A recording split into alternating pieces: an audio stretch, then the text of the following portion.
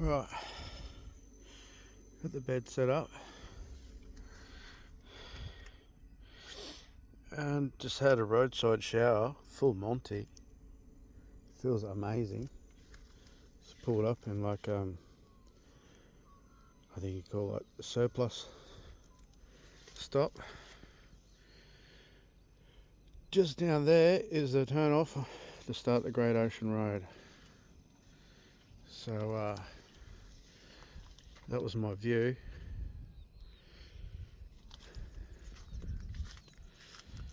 Down there's the big old brown tourist sign. You know who that is, eh? The legend.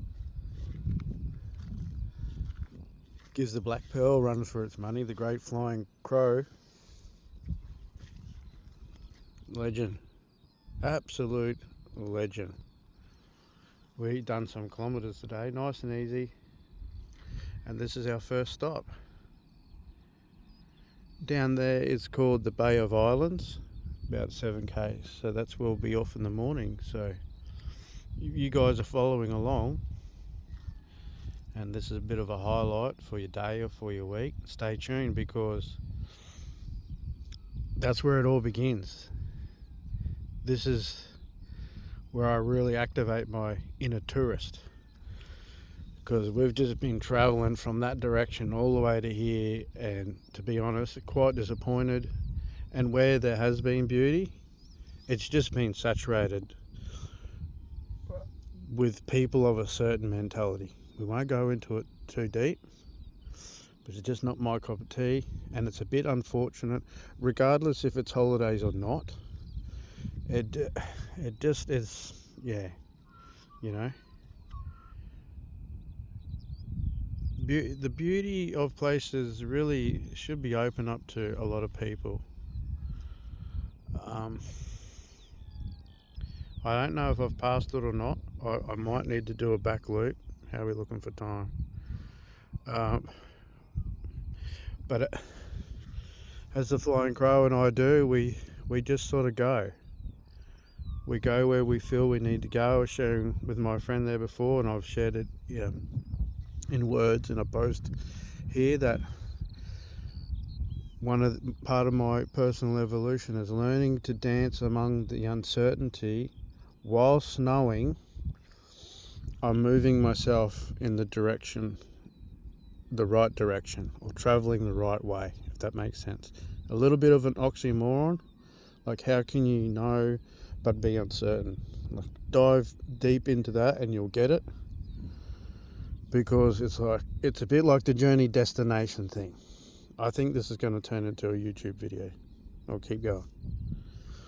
This thing about it's not about the destination, it's the journey. Well, that's a bit of a shallow thing to say.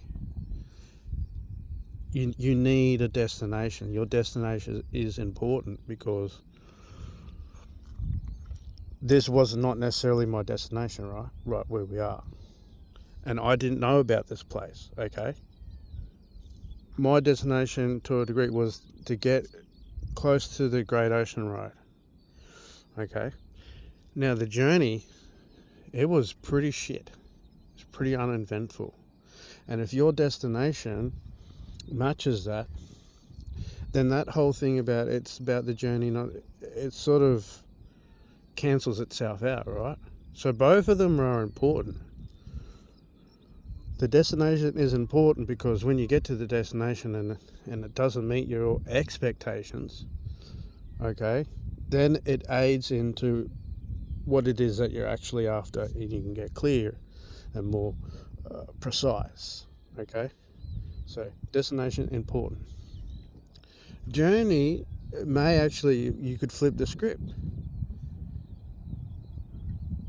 The journey may be joyful, it may not be joyful, but what's important is what you learn about yourself along the way, and therein lies why there is an importance to the journey. So both of them are very valid, both of them are very important. As you journey along towards a destination, you may end up in another destination, This is not really where I wanted to stop, but it sort of ticks some boxes, right? There's a breeze. I can actually hear the ocean down that way. Not much traffic. I don't have any other campers or backpackers carrying on. Things like this. This isn't very inviting for people because it's exposed. But this is a tourist road also late at night. It's going on to 9:15. So most of the tourists have found their spot, right? So things we're learning along the way about being a tourist or being a traveller. So just wanted to share that with you all, because there's lots of things that come up along the way, like what is really important. A lot of people are living their reality based on a criteria or based on a definition that isn't exactly theirs. Okay? It was like spoon-fed to you over the course of decades, which made you think that it is your own thinking. It's not. When you get out into this type of world, you do appreciate conveniences. Yes, you do realize that there's a lot of things that you don't need when you live out of and travel out of a space like this. You do realize there's creature comforts that you would prefer. Okay? Like cooking. Like the fact that I can get a jerry can here, and even though it's cold, like these things are great. I mean, you could put it up there and have a gravity fed. That would suffice. I got a little bit tired of having to take that off, pick that up, put it on there. Okay. I mean, someone might say, yeah, but it's a good workout. Yeah, I hear you. You're absolutely correct. It does make it a good workout. However, in these situations, having this convenience allows you this. Allows you to go, right, this'll do. Okay. Fireman Sam, that's it, we're pulling over. Right? Burnt toast, all that jazz. Scope the area. We know there's a T section down there. Okay? We know there's a long way down there. We'll hear cars. That's it. Most of the clothes are in the wash. Need to get into a town. That's another thing.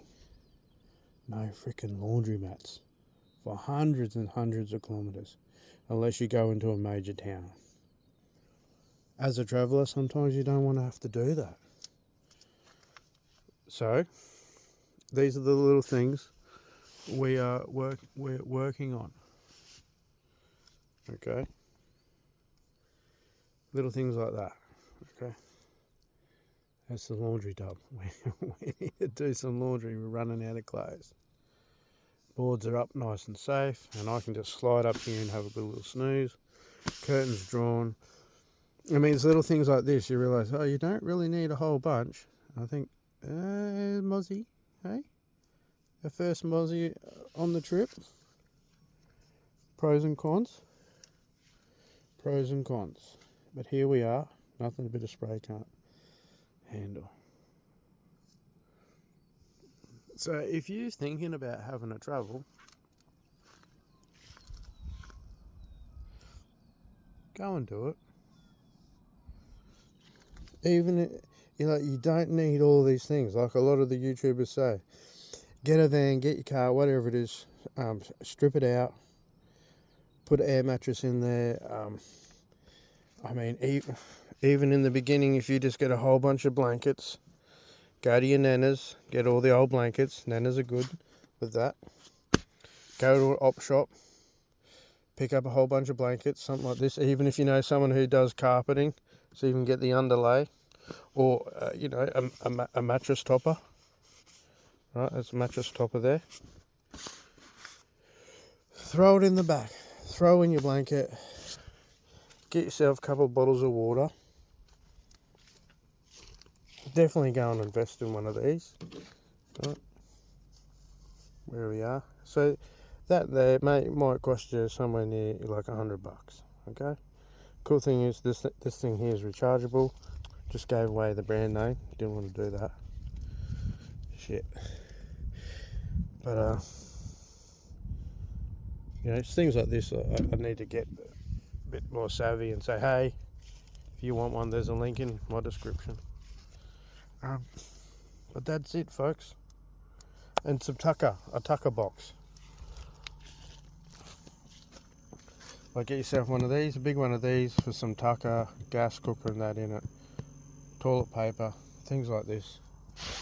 And go out for a weekend and go check out places. Alright, well, I'm going to punch some mozzies and get a bit of shut-eye. Thanks for tuning in.